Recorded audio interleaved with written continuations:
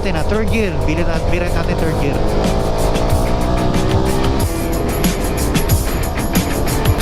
Diba? Gaan ng bike. Sobra gaan talaga. 151 kilogram.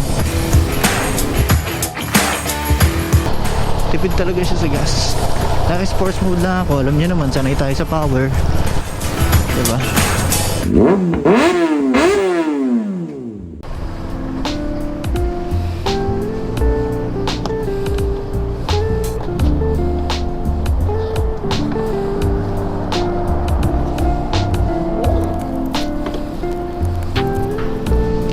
Point of view po ninyo is NK300.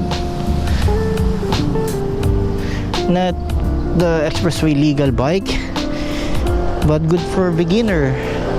Sobrang ganda naman talaga ng itsura na ito kukumpara mo sa iba, diba? Nakakapege siya, alam mo talaga mukhang big bike. Siguro kung ako upgrade ko to, lalakyan ko tong gulong. 17 yung harap at likod niyan, 17 inches. Yung likod niyan 140, yung harap niya is 110. So yung likod siguro kaya kong gawing 160 yan kung ako mag-upgrade tas 120 tong harap, diba? Para medyo like big bulky bike, no? Kasi ang pogi niya, sobrang pogi na ito sa personal. Plastic pa nga, oh. Daming plastic na tinanggal ko lang. So meron siyang 25 odo or 25 km na tinakbo. Ang ganda ng tsura niya, ha? Teka, test natin. So meron siyang eco mode, meron siyang sports mode. Ganda ng ano niya, no? Animation. So as of now meron tayo, naka sports mode tayo. Lipat tayo sa kabila. Okay.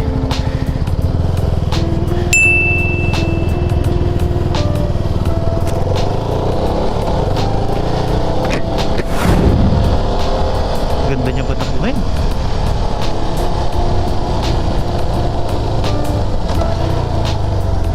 Lakas ng engine brake na ito. Sabagay, bagong-bago pa lang kasi.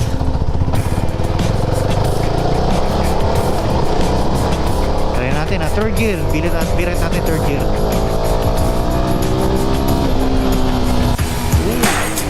Grabe naman yun. Ano yung third gear niya?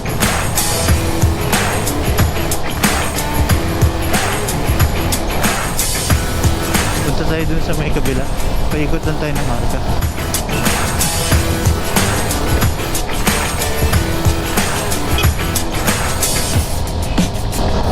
Grabe ang gaan niya. 6R kasi yung dala ko, kaya ramdam ko yung bigat eh. Ito ang gaan, oh. Sobra 151 kilogram.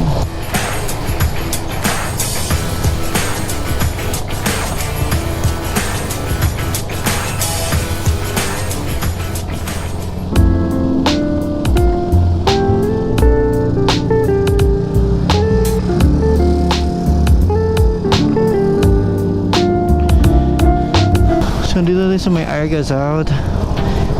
Wait lang, pwede kaya dito?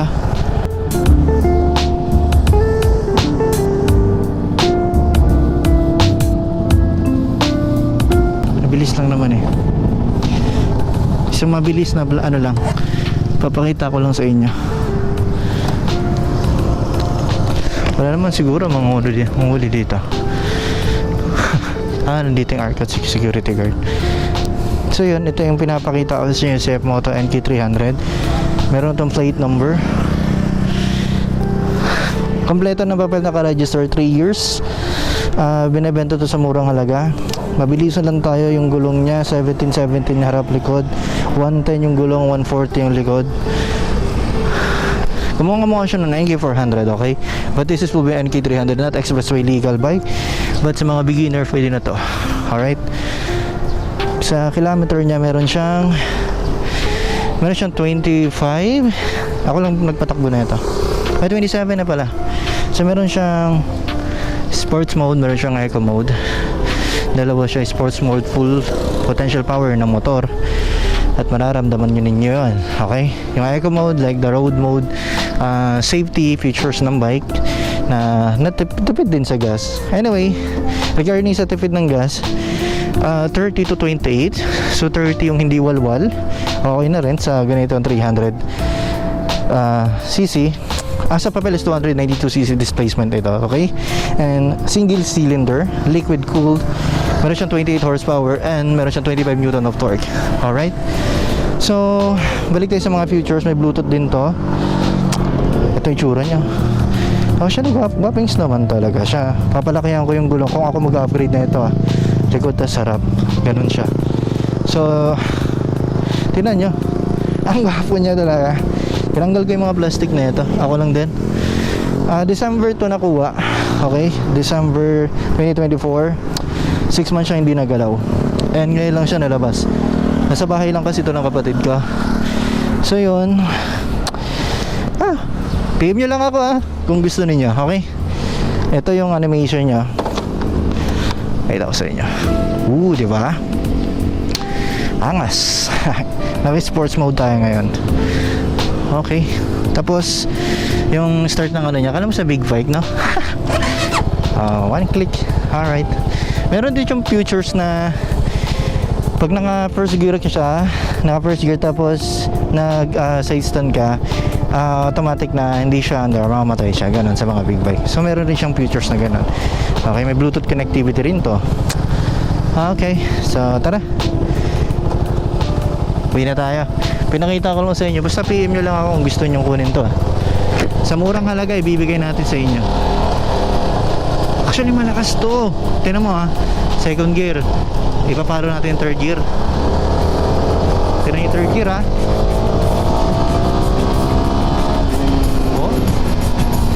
Actually, ewan kung kaya niya mag 90. Try natin fourth gear fourth gear.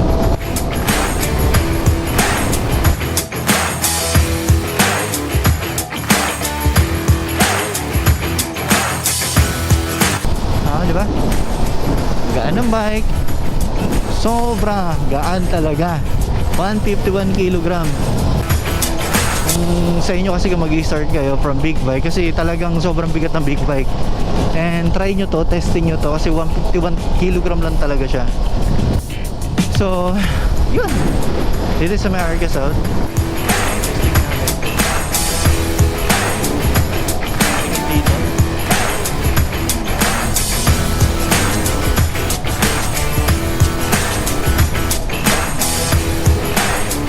Eco mode na ito, sobra talagang tipid talaga siya sa gas. Dahil sports mode na ako, alam niyo naman, sanay tayo sa power, diba?